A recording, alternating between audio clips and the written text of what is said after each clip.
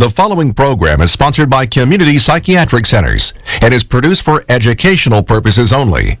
It is not intended as a substitute for medical or psychological advice, diagnosis, or treatment. The content should not be used for self-diagnosis or treatment of any health-related condition. As always, seek the advice of your healthcare provider with any questions regarding a medical or mental health condition.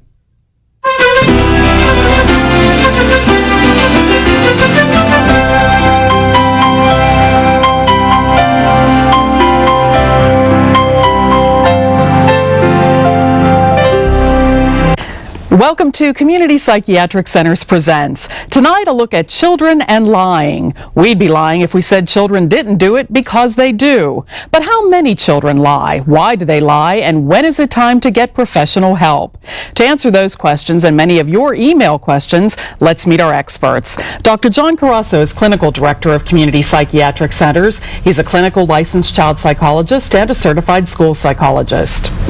And Dr. Robert Lowenstein is Medical Director of Community Psychiatric Centers. He's a board-certified child, adolescent, and adult psychiatrist and a fellow of the American Academy of Child and Adolescent Psychiatry. Good evening, gentlemen. Good evening. Dr. Carasso, so how common is it for children to be lying to their parents? Well, unfortunately, it's more common than we might think. For example, there was a recent study out of Penn State where the researchers interviewed typical adolescents, and they focused on actually 36 topics.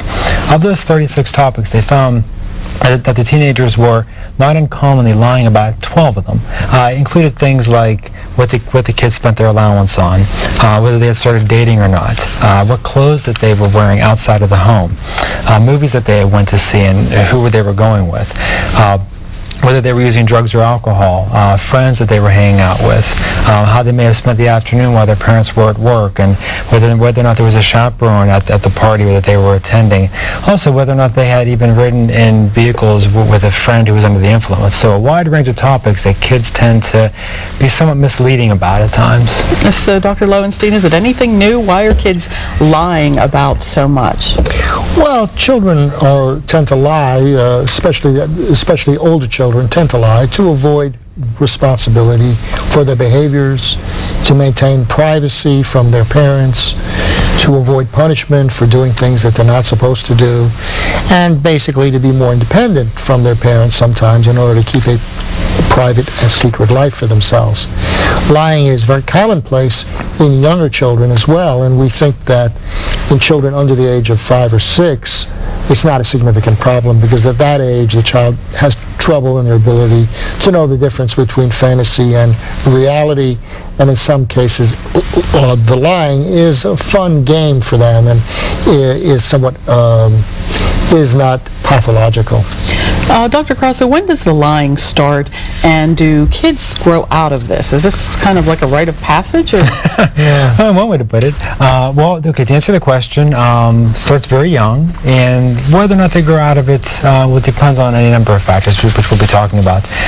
Of course, anybody who has kids knows that the lying can start pretty young.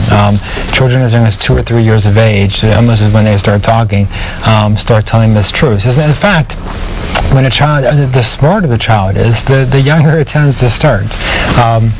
Now, some parent experts and whatnot will say that it's not that big a deal, let it go, especially at these younger ages, and that's mostly true.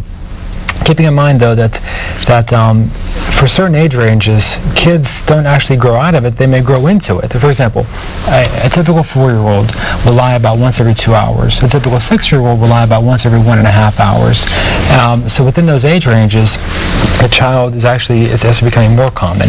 Now, Dr. Lowenstein's point is well taken, because what happens after that is really what's most important. And whether or not it continues to increase is dependent upon many factors, including how the parent manages it, and we'll be talking about that in just a little bit. Dr. Lowenstein, what then is the outcome for kids who lie, the long term? Well, the long-term outcome in general is that children who continue to lie beyond the age of 5 or 6 are pretty much guaranteed to continue to lie into the later years of life. The younger children, as I said, tend to lie because it's somewhat fun to do it. It's fanciful. They're testing their imagination. They sometimes don't really know the difference between what a lie and what the truth is because they're making up a fanciful story. Now, children who continue to lie and continue to lie to avoid trying to disappoint their parents or avoid punishment for something they've done that they want to get away with, or to avoid being held responsible for something they should have done and didn't. If that pattern continues, then it can become quite a problem. Dr. Crosso, who's to blame? Where does all of this come from? Need you ask? Of course, parents are to blame, aren't they always? And poor parents. But really, though, to qualify it, kids learn by modeling. They learn by modeling important people in their environments, and who's more important than the parents. However, keeping in mind, though, that it's not as if we're speaking about necessarily malicious lies that are meant to mislead or in some way hurt other people, because the fact is adults lie a lot. Research suggests that adults tend to lie about 1 in 5 social encounters, but again, not necessarily malicious. In fact, much of that lying is what we would consider to be white lies, so to speak. But the idea that, for example, we get a present and we open the present, maybe we don't care for the present. Well, what do we say and what do we do about that? Well, oftentimes we'll say something that suggests that we are somewhat fond of the present, even though we may not be. Well, the child may hear us say that, and then we go back home and talk to our spouse and say, well, I really didn't like that. And the child hears this, and it gets kind of confusing for them because they don't really understand those complexities. So it's important, and we'll talk more about it. To help the children understand those social nuances and teach them better ways of dealing with those types of problems. So what are parents to do? Well, the answer is that the honesty and the sense of dishonesty starts in the home. That's where children learn how to be honest or not, and parents need to model. First and foremost, they need to model the kind of behavior they expect from their children.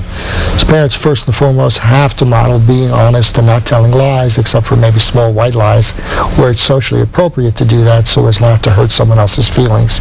Other than that, when they find that their child begins to lie to them, the important thing to do is not to grill them, not to turn on the lights and, give them the third degree or punish them when they tell them the truth finally. The answer is to try to encourage them to tell the truth, to reward them in some way for telling the truth, and to only punish them appropriately if they've done something that is beyond the pale. All right, we're going to take a short break. When we come back, more about children and lying. We're Not Lying. We'll be right back. And if you have a question for our doctors, you can always log on to their website, cpcwecare.com, or you can also give them a call, 1-877-899-6500. Stay with us. We'll be right back.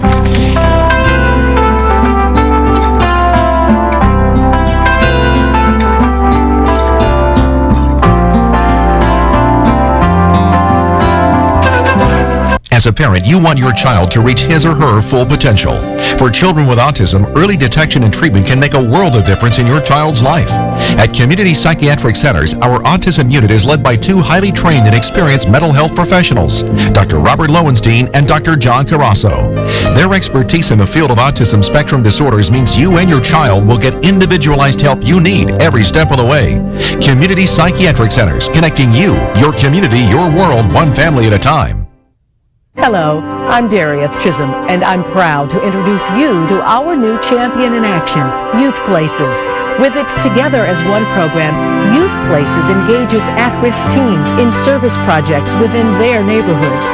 If you are interested in volunteering or donating to Youth Places, go to WPXI.com and click on the Champion in Action.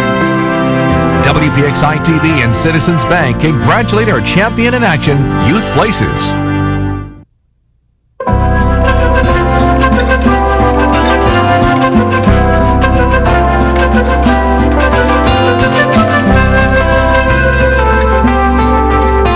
Welcome back to Community Psychiatric Centers Presents. We're talking with Dr. Robert Lowenstein and Dr. John Carasso of Community Psychiatric Centers about children and lying tonight. And Dr. Carasso, what else can parents do to help their child not to lie? Well, it depends. It depends on what the lie, or quote-unquote lie, has to do with.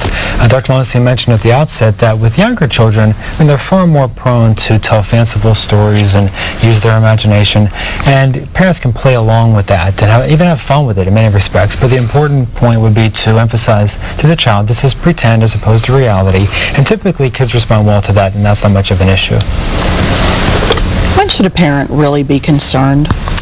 Parent needs to be concerned when the lying becomes repetitive and becomes a pattern of behavior that they recognize. When the child lies all the time or quite frequently. If the lying is in the service of trying to avoid responsibility or cast blame onto somebody else for something that was done in the home, it's not my fault, somebody else did it, or when they're trying to cover up doing something that they did wrong outside of the house, or when they have severe anxiety or guilt or a sense of shame about something they've done. If this pattern is persistent, then one has to worry. Also, as children get to be older, some children can develop serious oppositional disorders or conduct disorders in which the pattern of lying really covers over, doing serious harm to others. And when these children fail to feel any sense of remorse or guilt for actually harming another person, when that happens, that's a serious problem. How does a parent know if it's pathological lying or if it's just this occasional? Well, it does tend to be what we call the chronicity of it. How often does it happen? Has it reached the point where it's become what seems to be habit forming, where the child's lying about many different things? And if it's past the age of 7, that really is a concern. Parents need to, again, as Dr. Lowenstein mentioned, be good role models and model truth-telling and dealing with social encounters without those white lies as much as possible. Also, to be observant of the signs that their child is lying. And usually parents know their kids pretty well, and they can pick up on the subtle signs, both verbal and nonverbal. The child may be inconsistent in what they're saying. Eye contact may be off. They may falter in their speech a bit as they're telling lies. And again, parents can usually pick up on those types of things. They may also want to follow up. We're not going to take the child or the teenager's word for it. If they say they're going to be at a certain place at a certain time, pick up a phone and find out. They say that they're doing something or whatever the case may be.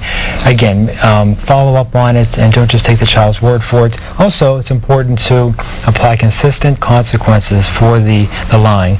We don't want what makes it so that the child continues in the lying past 7 years of age and more of a chronic basis is if they get a sense this is effective. This is a proper and effective way to handle problems. I can get away with this and it works. And so we want to make sure that they don't get away with it. Also, it's very important to try to get a sense of what the purpose of the lying is. Sometimes children lie for attention.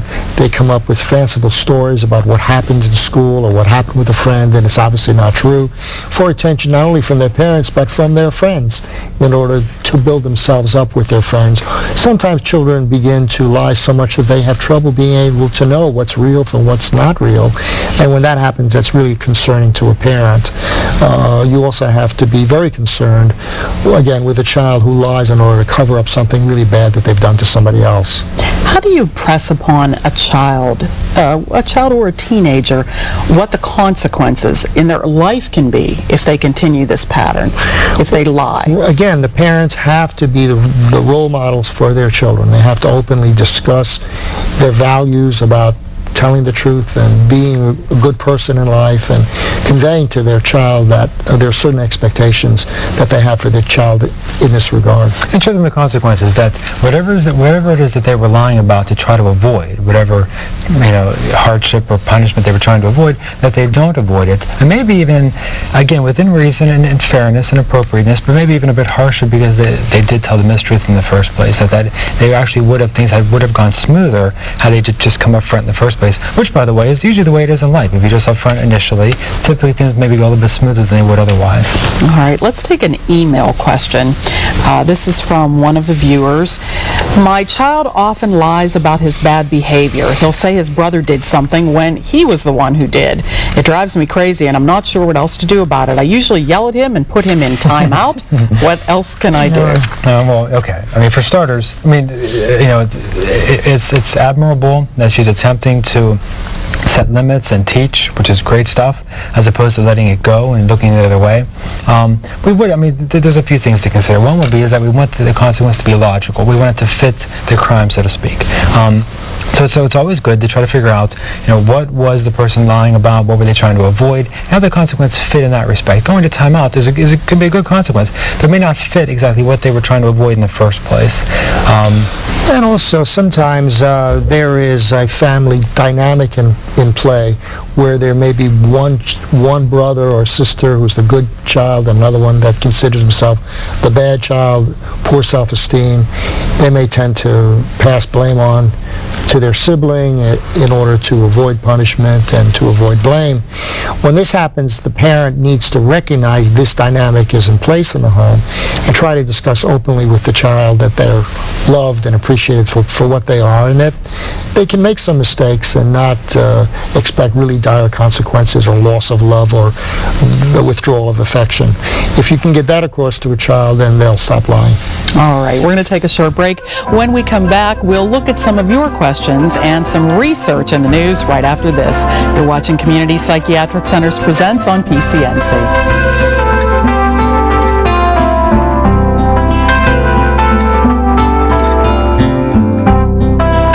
Do you have a child, adolescent, or teenager who is having trouble at home, in the community, or at school? Call Community Psychiatric Centers for help.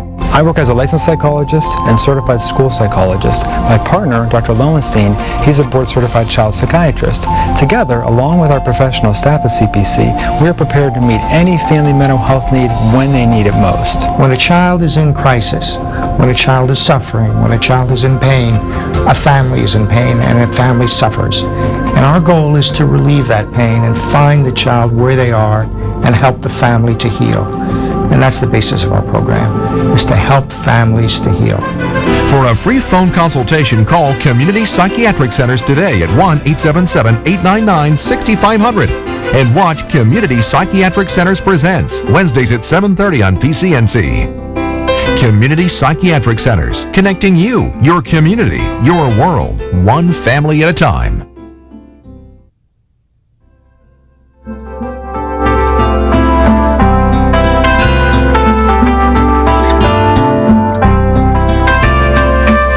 Welcome back to Community Psychiatric Centers Presents. We're talking with Dr. John Carasso and Dr. Robert Lowenstein of Community Psychiatric Centers about many issues in the news tonight, including some research. And Dr. Carasso, let me ask you about this. This is from our research corner. An active father figure helps kids. Yes. Talk about that a little bit. Because one of many examples that we can pull up of the importance of a father and the importance of a father having a positive role in a child's life. Some researchers over in Sweden did actually a 20-year review of the research, a really comprehensive review of the studies and their findings. And what they found was that if children were having positive and consistent contacts with their father, preferably in the home, but otherwise as well, that it tended to reduce just about everything bad, whether it be misbehavior, criminal behavior, substance use and abuse and whatnot, problems with peers, everything tended to decrease substantially. And also, interestingly, the things that we may not think about so much, but cognitive skills, reasoning skills, even language development was better in those kids who had contact with their father as opposed to those who didn't. Also, interestingly, they looked at 16-year-old females, and if at that age, if they had contact with their father that was positive and regular, later on, at 33 years of age, those same females tended to have better relationships with males. They tended to have a better self self-esteem and self-image as well. So again, one of many, many examples that we can pull up of the importance of fathers in a kid's life. All right, Dr. Lowenstein, let's talk about treatment of depression. There's some research that a multidisciplinary team approach is the gold standard for the treatment of depression. Absolutely. There's yet another study has come out to confirm what we already know, which is that a multidisciplinary approach to the treatment of depression is far superior to the hodgepodge methods where you just treat a child just with one modality or with one professional.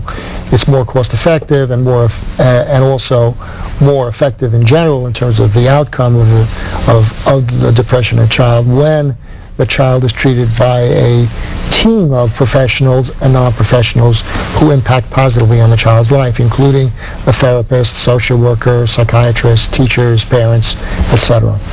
And not to tout our own horn here, but that's one thing that we really emphasize here at Community Psychiatric is working as a team, maintaining contact with all the professionals, and clearly that's the best way to go. Yeah.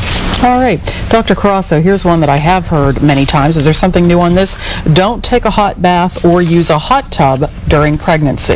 Well, the American Pregnancy Association came out re-emphasizing the idea that if a woman is pregnant, clearly that can be a stressful time in a woman's life. I can imagine, and so there may be a temptation to take a hot bath, take some time in a hot tub. They're saying hot tubs are generally out. That's really not the way to go. It is way too hot, as one would expect. When it comes to hot baths, though, they say anything above 100. If your own body temperature goes above 102, that could be a dangerous situation. Keep them brief. If you feel the need to take a hot bath, keep it brief, no more than 10 minutes. Monitor your body temperature. If you stop sweating, that's a real serious sign. End it. But again, re-emphasizing the need for parents, for mothers to take extra precautions in that respect. All right. Dr. Lowenstein, here's one. Baby shampoo, a wash in chemicals?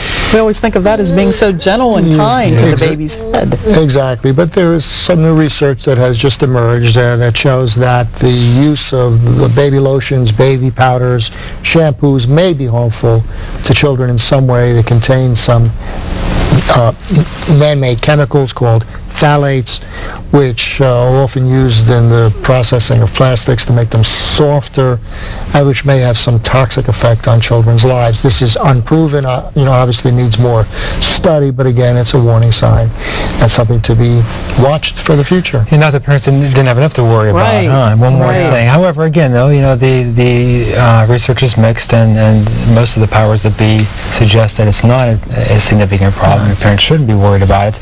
But again, one more thing on our list. We'll be monitoring that. That's a very interesting one because of all things you would think you wouldn't have to worry about. Yes. All right, we'll be back to take more of your email questions right after this. You're watching Community Psychiatric Centers.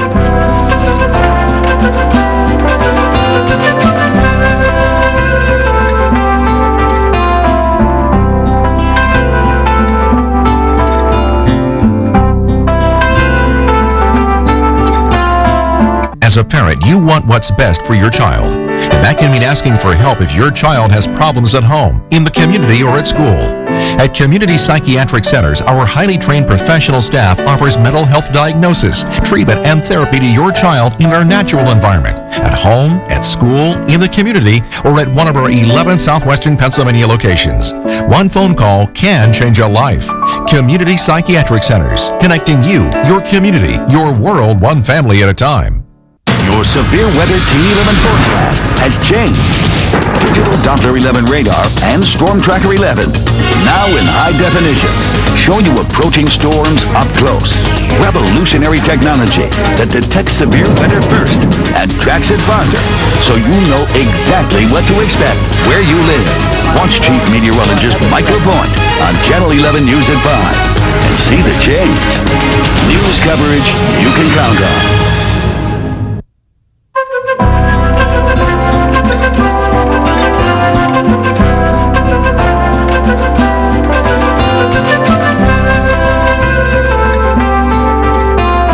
Welcome back to Community Psychiatric Centers Presents. A few final questions for our doctors from your emails. And just a reminder that you can always log on to their website, cpcwecare.com, or you could call for a free phone consultation. That's 1-877-899-6500.